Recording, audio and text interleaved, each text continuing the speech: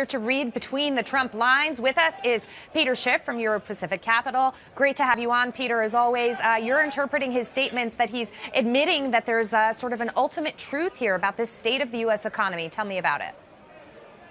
Well, certainly, if you let the clip extend a little more, and I think Becky Quick picked up on it also, he started talking about his history of how he's handled debt in the private sector and how he's restructured it, how he's convinced creditors to accept less than 100 cents on the dollar. And he basically started to say the same thing about treasuries, that we can't repay the debt, we can't service it if interest rates go up, so it needs to be renegotiated, it needs to be restructured. We need to ask our creditors to take a haircut, which means telling people that own U.S. treasuries they're not going to get paid 100 cents on the dollar. And then when Becky Quick heard that, she basically asked him, well, wait a minute, are you talking about playing with our credit rating or our, and understood that what he meant. He tried to backtrack, and then he started talking about, well, no, I want to refinance the debt. But it can't be refinanced. We've already got the lowest rates possible. If rates go up, refinancing doesn't help.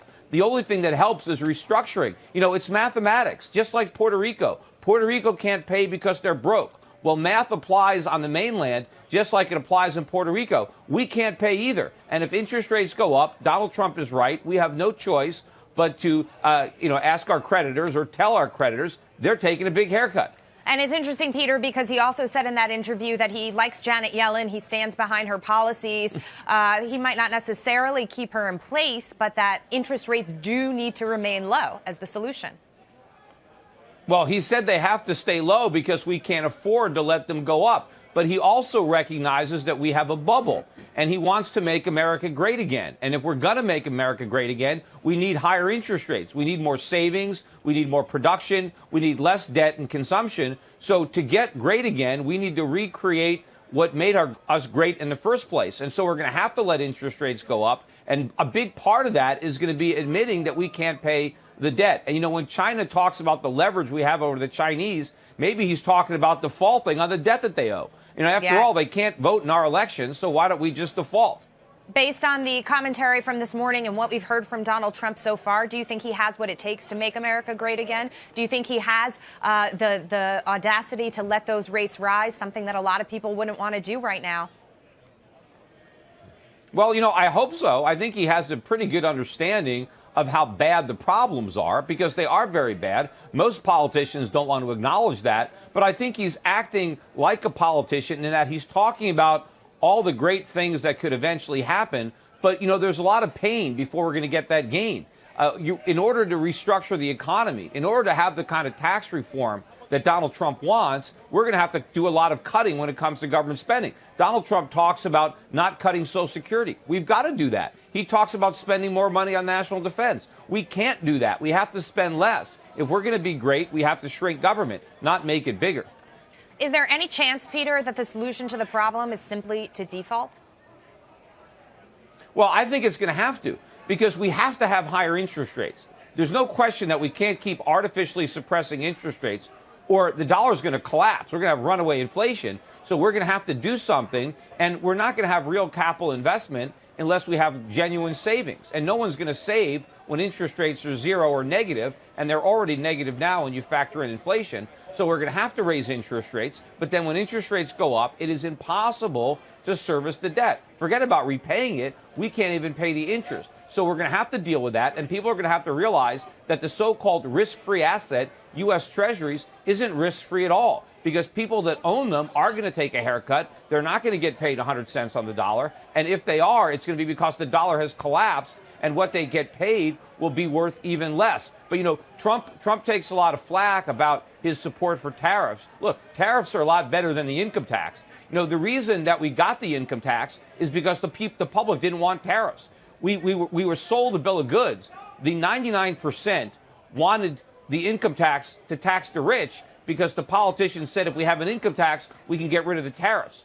Well, now the populist movement is they want to bring the tariffs back. Fine, but let's get rid of the income tax. If we want to undo the deal we made with the devil 100 years ago, we need to get rid of that income tax, because now the income tax is taxing ordinary Americans at rates that nobody would have even contemplated for the Rockefellers or the Carnegies or the Vanderbilts. I mean, that shows all the Bernie Sanders supporters how dangerous it is when you're waging class warfare, because it comes back and bites you, because the income tax is now hurting the middle class, not the rich. Peter, if there were to be a default, would it lead to a collapse in the dollar? Well, the dollar's going to collapse either way, but I think it'll collapse less if we're honest about our debts and admit that we can't pay. Because if we try to pay everybody off by printing money, then the dollar's going to implode. And I think our creditors will lose a lot more to inflation and dollar collapse than if we legitimately restructure and just pay them fewer dollars than they loaned us, but at least those dollars will still buy something. Jeff Kilberg, question for Peter. No, Peter, I appreciate your perspective. It's always great having you on the show, but explain to me how Argentina, who wanted to default, was not allowed to default. Paul Singer of Elliott Management brought that home. So how would the United States of America default, and how would they be allowed to default? I don't see that as a plausible outcome. Well, first of all, you're talking about Argentina on foreign currency debt versus on peso debt, but it's not a question of being allowed to default. I mean, yeah, well, I mean, look, the United States has defaulted before, right? In 1971, we defaulted on our promise to pay gold.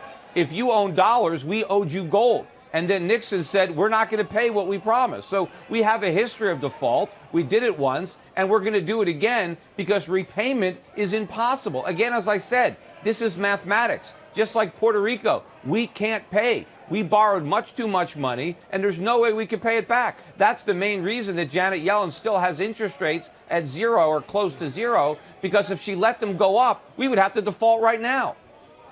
Peter, so I just want to recap before we let you go. Basically, the takeaway that I'm getting from this conversation is that you're saying we would have to default here in the United States in order to save the economy long term. And you're also adding to the fact that we need to abolish taxes. We don't need to. I'd like to abolish a lot of them. A lot of the direct taxes that our founding fathers only envisioned we would use in wartime. Yes, get rid of the personal income tax, the corporate income tax, the payroll tax.